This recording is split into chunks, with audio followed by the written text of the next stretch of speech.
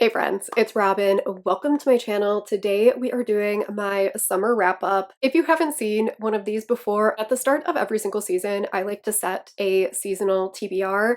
I used to do them a little bit different where I would just pick 10 books and put those onto their own TBR.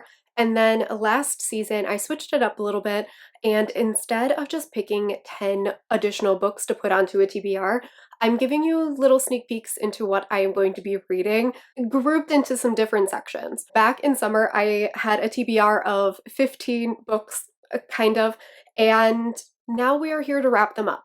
Look, normally I am a TBR person. I think in my spring one, I read every single book that was on that list. I think I did the same thing like in winter or whatever. I kind of failed at my summer TBR. I don't know what happened in summer. I just I did I didn't do a lot of things. My video schedule became even more chaotic and I kept dropping vlogs and all of these ideas and things just didn't happen. On one hand, I did go through some chronic illness stuff, and so I did get a little bit sick during the summer, so that played a part of it. But just overall, things didn't go according to plan. So hopefully, this is an outlier and doesn't bleed into the upcoming season because I'm really excited about my fall TBR. I don't want it to go like this one. So we're going to go over the three sections of books and talk about what I read and what I didn't read and why it happened. So let's just start with vlogs. I had 5 books in this section, and I read 2 of them. So the ones that I read, I actually do have physically. I read This Bell's Disaster by Tori Ann Martin. This is actually, I think, the last book that I finished the day that I'm filming this, and I gave this 3 stars. I am at this place right now. Today is Tuesday, September 12th, I think. And I can't stop giving books 3 stars. And I'm starting to think that I'm the problem and not the books. But this was just fine. It was a sapphic witchy rom-com. This had some like really fun elements. There's like a witchy festival, but I didn't care that much. Originally this was supposed to be in a vlog. You obviously haven't seen a vlog because I ended up having to scrap the vlog for a load of reasons. Mainly because I was supposed to film said vlog back in August to post at the beginning of September, and it never happened, and it kept getting pushed back and back and back. And I had like 4 clips of me spending 2 weeks attempting to read this book because I wasn't reading anything. But I gave this one 3.5 stars. I did read it. So, that's good. And then the other one that I did read was for that same video, and it was A Shot in the Dark by Victoria Lee, which again, didn't happen. But I gave this one 4 stars. This one was really hard for me to rate because I thought as a contemporary story, this was fantastically done. It had so many like deep, well executed things that it wanted to say and representations. And I thought all of that was so well done. Like, not only is this a hella queer story that features a heroine who is, I think she identifies as pan, as well as a trans hero, but this also deals heavily with addiction as well as Judaism. Our heroine is an ex-Orthodox Jew and is trying to figure out how that plays into her life now. And it's a very like heavy and intense story, but so well done. However, this is kind of like being marketed as a romance, and it 100% is, but I found the romance part so underwhelming. And so the romance was really disappointing to me, but the rest of the story was so well done that I ended up giving it a 4 star because I was like, the book itself was so well written and so well done. I just wanted more out of the romance as a romance reader. And so I gave that one 4 stars. Not my biggest wins ever, but we read them. And then I did DNF one book, and it was My Roommate is a Vampire by Jenna Levine. I still don't remember how to pronounce this author's name. I DNF'd this like halfway through because we were just getting to the point where the heroine was learning that he was a vampire. It wasn't what I had wanted. I thought, again, there were some cool elements in here where we got like peeks at letters and emails and texts and stuff from the vampire's point of view at the start of each chapter, and I really liked that like style. But the heroine was the actual worst, like the literal worst. and I just couldn't get on board with the insta-lovey, insta-attraction sort of vibe of it, as well as the lack of vampireness of it. So that was a DNF. And then there's two that I haven't read. First was Hints of Spice by Christina C. Jones, which all of you laughed at me about for putting on my Summerween TBR, which joke's on me because I didn't even end up reading it.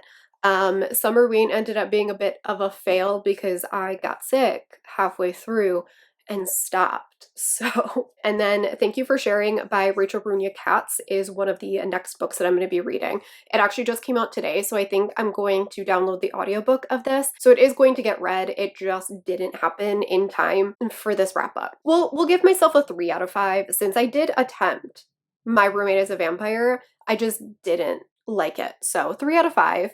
Not the worst that's ever happened. Then I had Open Series, and this is kind of where it turns into an utter failure.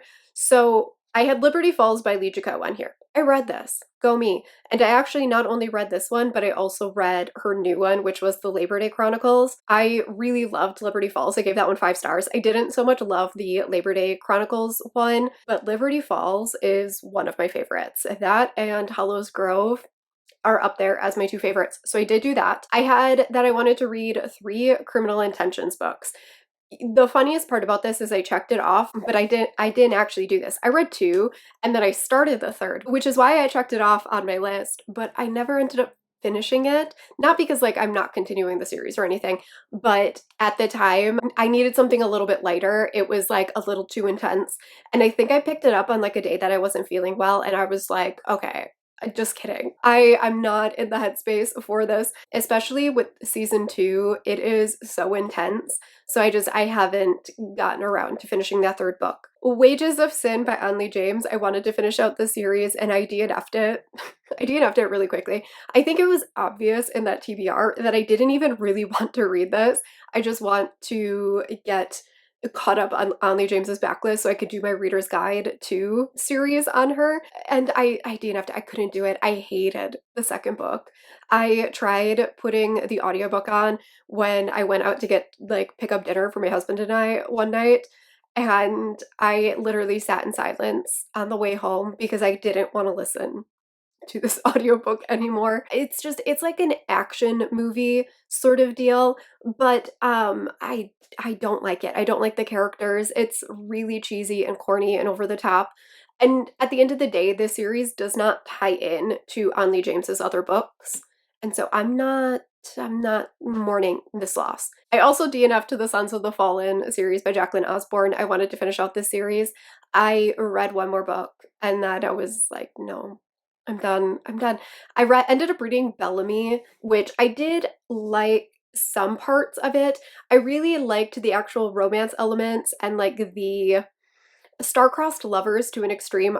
One of our heroes is a demon and the other one is an angel or a half angel, and they are on opposite sides of a war, and the star-crossed lovers aspect as well as the demon not becoming good. He doesn't like give up his demonic ways or become a good guy or anything. He ends up like supporting the hero and their side of the war simply for selfish reasons because he's mated to a half angel, and so he's like, well, I can't fight against you in the war. I can't kill my mate.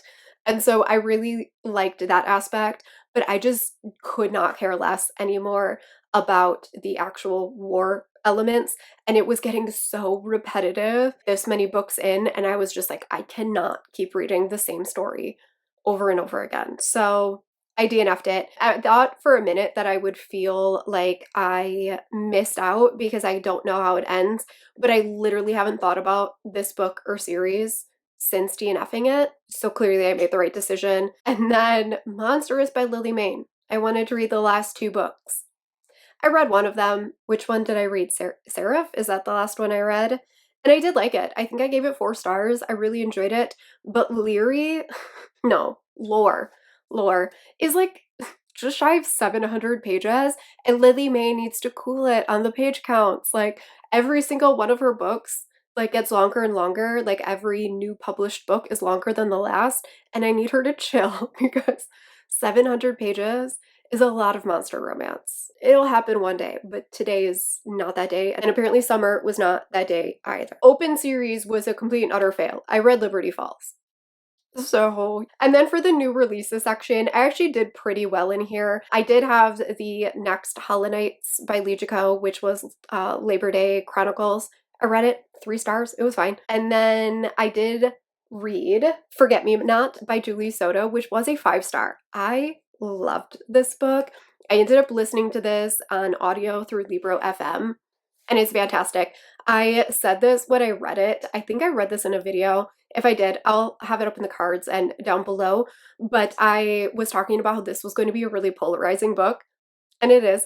Some people absolutely hate this book, DNF'd it, and then other people give it 5 stars. It's just one of those romances that you are either going to get on board with the characters and the angst, or they're going to irritate the utter crap out of you. And it worked for me. I loved it. I'm really glad that I actually had a win on this TBR, as well as Seductions of a Psychopomp by Elsie Winters. I ended up getting an arc of this, and I read it like the moment that I dropped on my Kindle, and I read the majority of it in one day. I read this book so fast that Elsie yelled at me for reading it too quickly because it took her a year to write. So I loved this. I gave it 5 stars. I love this series so freaking much. And then I unfortunately DNF'd another arc, which was Against the Rules by Brittany Kelly. I attempted to buddy read this with a friend of mine over on Instagram, and we both DNF'd it. I just talked about this, or I'm going to be talking about this, I think, in a recent reads. I can't remember if I just posted the recent reads or if it's the next one that's coming out. This was the follow-up to a cute, fluffy football romance. I didn't care so much for this one. And then the last book on this TBR was A Turn in the Air by A.H. Cunningham. And this was another book that I started, and then for whatever reason I put it down, and I have since forgotten that I was reading it until I sat down to film this video. I think this was one that I had like picked up on a whim in between other projects and stuff, and then I started vlogging or something like that, like a set TBR came up, and so I put it down and apparently never returned to it, and it just left my mind. So I do want to go back and read this one. This was a more suspense type of book than I was expecting. Our heroine has been doing these like secret good deeds for wronged women, and she's been putting herself into a lot of danger because she will help them get out of abusive situations completely anonymously and then help them disappear. And now someone has figured out who she is, and she is being followed and threatened. And so she ends up working with one of the male dancers at the studio where she works with her best friends, and he allows her to move in with him so that he can protect her, and nobody knows where he lives, and he has like a really intense security system, and the two of them end up having a romance together, and there was primal play, and I was really enjoying it. Like I said, I put it down for other projects and never went back to it because that's how things work in my brain sometimes. That's my summer TBR. Of this 15 book TBR, there are literally 6 books that I completely read, 4 DNFs, and if we're counting the ones that have multiple books, it is 6 DNFs. You know what? You win some, you lose some, and this one was clearly a loss, but that's okay. We are resetting for fall, which does lead me into some content things. Usually around the turn of a season, I have kind of like a set video thing that I do.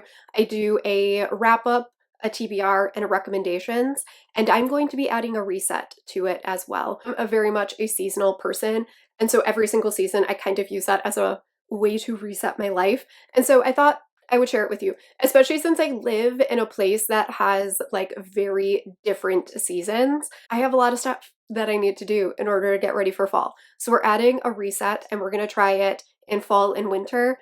And if we like it, we'll continue it into 2024. So my next video will be my TBR, then we'll do my fall reset on the first day of fall, and then the last video for the week will be a fall recommendations video, which I have a lot of books for. That's going to be it for this video. Let me know how your summer reading went. I hope it went better than mine did. Thank you all so much for watching. I will see you all in my next video. Bye.